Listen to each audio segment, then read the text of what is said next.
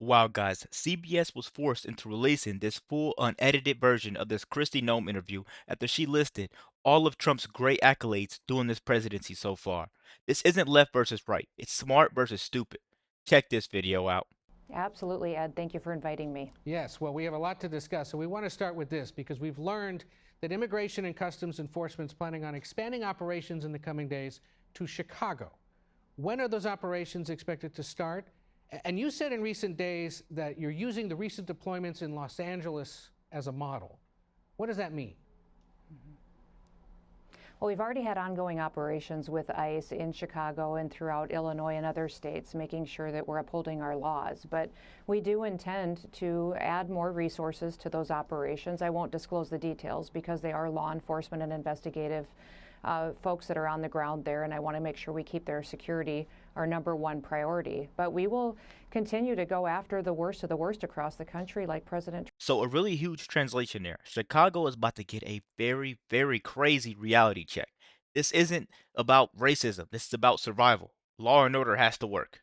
Trump has told us to do, focusing on those that are perpetuating murder and rape and Yep. trafficking of drugs and humans across our country, knowing that every single citizen deserves to be safe.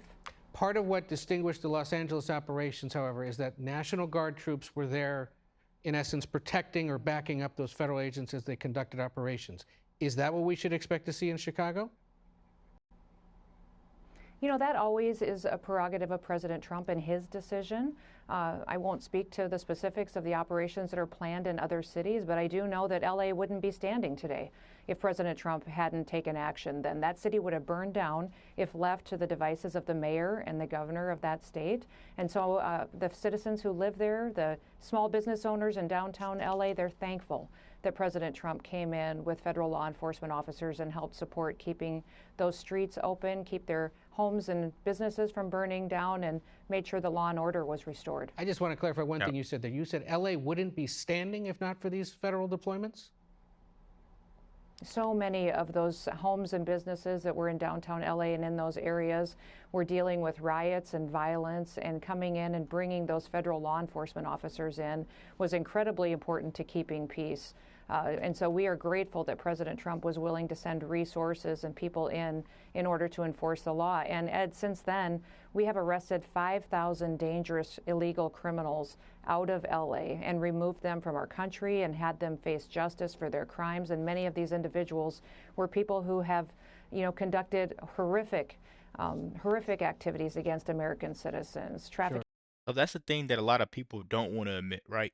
Cities collapse under weak leadership, like these weak mayors that they have.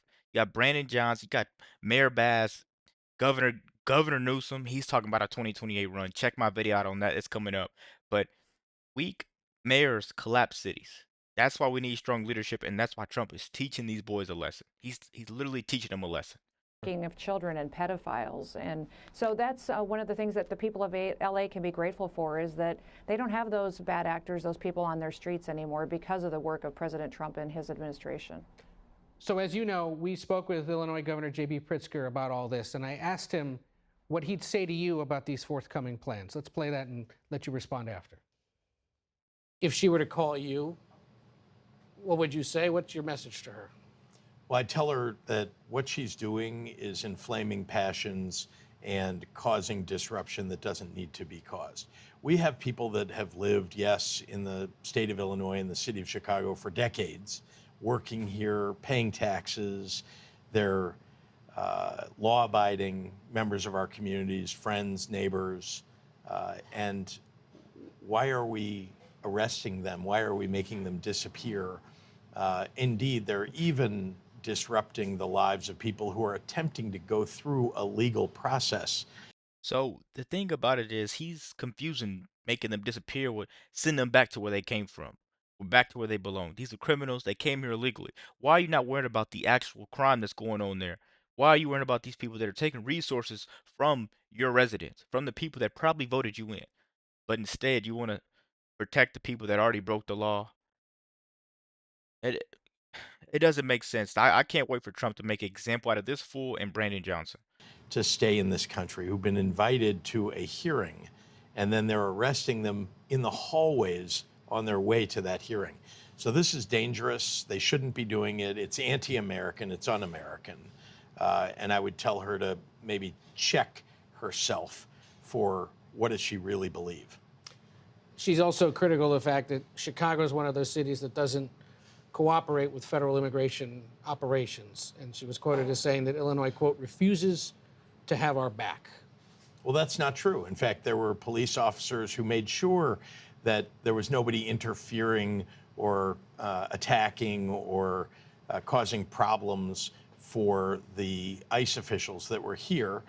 People have a right to express themselves. People have a right to their First Amendment, freedom to express.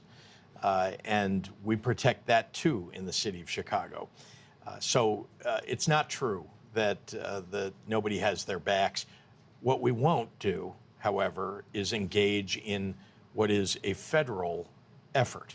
That is to say, they have their job, immigration. We have our job, which is to fight violent crime on the streets of our city.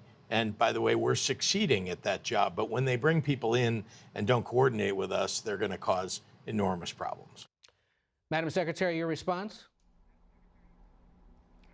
Well, for 13 consecutive years, Chicago had more murders than any other American city. In fact, just last year in 2024, they had 3 times the amount of murders that LA did, 5 times more than New York City.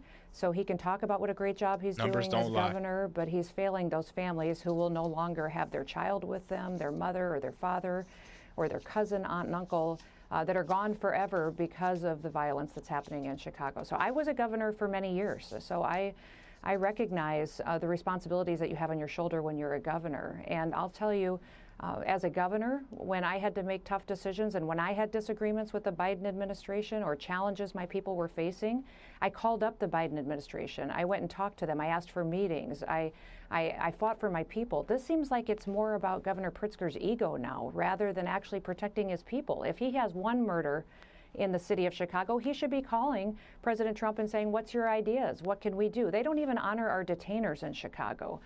They don't go out there and work with us to make sure we're bringing people to justice. And instead he goes on TV and he attacks me when we're doing exactly what those people need is they need someone to help them get the dangerous criminals off their streets. And if he has 1, 2, 5, or 10, those victims and their families deserve to walk in freedom on those streets and not have to worry about what's going to happen to them on their way to their jobs. Well, you anticipated some of the questions we asked of him, so as we say in this business, stay tuned for that. But let's ask you a few more while we have you. Are you planning beyond Chicago to expand these kinds of operations to other cities? There have been reports, for example, that Boston may very well soon be next. I think there's a lot of cities that are dealing with crime and violence right now, and so we haven't taken anything off the table. We've been making sure that we have the resources and the equipment to go in. We've been working to partner with every single agency that we can. We have hundreds and hundreds of agreements with local law enforcement, sheriffs, city administrators. If you guys have watched the video this far, please give me a like. I really need it. But I want to know, what city do you think should be next up on the list? Who should we be worrying about? I want to say Florida. Please come to Indiana, where I am. There's a lot of crime and stuff like that going on here. But Chicago's not the only place. California's not the only place. We have to clean up this country so then we could be clean people. I'll just say that. Let's keep going. And mayors across the country that want to solve problems.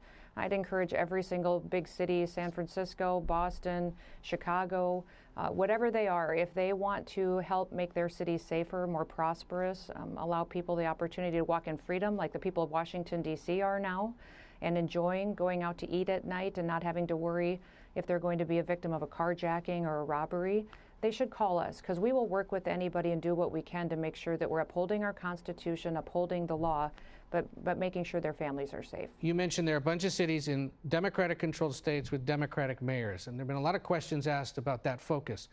There are Republican cities with major crime issues as well, and we haven't heard about plans to deploy, say, to Dallas or to Oklahoma City or to cities in Louisiana, Alabama, and Mississippi that have considerable crime rates, in some cases higher percentage-wise than those other cities you mentioned. Are there plans to go to red states and Republican-controlled cities in this kind of way? Absolutely. Every single city is Okay. evaluated for what we need to do there to make it safer. So we've got operations that, again, I won't talk about details on, but we absolutely are not looking through the viewpoint at anything we're doing with a political lens. It is what can we do to make sure that we're continuing to get up every day and to fight for the American citizen, and that they have the chance to go out there and pursue the American dream. All right, so Immigration and Customs Enforcement is aiming to hire another 10,000 officers by the end of this year, nearly double the size of the current force. Basic training is being reduced from 13 weeks to 8 weeks in an attempt to accelerate the hiring and the onboarding of these officers. There's signing bonuses, some age caps have been lifted. Did the hiring standards get lowered in part to meet this daily quota of 3,000 arrests? Oh, what we've done as far as recruitment, and again, Ed, we've got over 130,000 people that have applied to be a part of that 10,000 new hires within ICE. But we did not reduce any of the qualifications or time frames. What we did was that we made sure that we were being much more efficient in getting these officers out on the street and giving them more opportunity to get trained quickly and recognize the previous training that they had. If they were a previous law enforcement officer or someone that wanted to come back out of retirement, we facilitated that. Where before the federal government had ignored those individuals or put them through classes that they had already qualified for or become masters at. So I think that streamlining is what needed to happen, and we're so grateful that so many other retired law enforcement officers or those from different areas of the country say, listen, I want to be a part of what ICE is doing, because these individuals are out there making sure that they're going after dangerous criminals and bringing them to justice, and making sure that if they're here in this country and they've perpetuated these crimes and violence, that they have the opportunity to go home to their own home country and face consequences there as well. One of the most high-profile examples of someone who's been rounded up by ICE in recent months is Kilmar Abrego Garcia, and the fate of his situation is still up in the air. He's awaiting trial on human smuggling charges set for January in Tennessee. But your department's also working to get him deported to Uganda. If he broke the law in this country, as the administration alleges, shouldn't he be held here and face charges here instead of being deported? Well, prosecution decisions are always made by the Department of Justice and Pam Bondi's department, so we will let them do that. Although this individual does have criminal charges pending, he has charges pending against him civilly as well. And the one thing that we will continue to do is to make sure that he doesn't walk free in the United States of America. This individual was a known human smuggler, MS-13 gang member, an individual who was a wife beater, and someone who was so perverted that he solicited nude photos from minors, and even his fellow human traffickers told him to knock it off. He was so sick in what he was doing and how he was treating small children. So he So, guys, really quick, when actual criminals think you've crossed the line, that's not immigration. That's an infestation. That guy is a very, very nasty person, and that's the part that Face the Nation, I think this is, they edited out. CBS, you're on the hook for so many lawsuits right now, and then you pull such a crazy act like this on right over people's face. This is why people don't trust the mainstream media anymore. This is why people refuse to watch TV. This is why people choose to watch YouTubers, because we call out the BS, honestly. needs to never be in the United States of America, and our administration is making sure we're doing all that we can to bring him to justice. But I heard you say that we're going to let the Justice Department do that. Does that mean the push to deport him to Uganda is off? Oh, we will still continue to pursue all options. Okay. We will make sure that he's not released into He this doesn't country. even care. So, Listen. regardless of that, yes, absolutely. He's not an American citizen, and he shouldn't be here. And especially because of his dangerous criminal activities, we should ensure that we leave every avenue on the table. Got it. So Listen, you guys could call it harsh, you can call it blunt, but facts do not care about your feelings, and criminals do not care about your politics. That's the sad part about it. That's the sad reality that we are edging to get away from. Let me know what you guys think about this video. Be sure to like, comment, subscribe if you're new, and as always, let me know what you react to. We're out.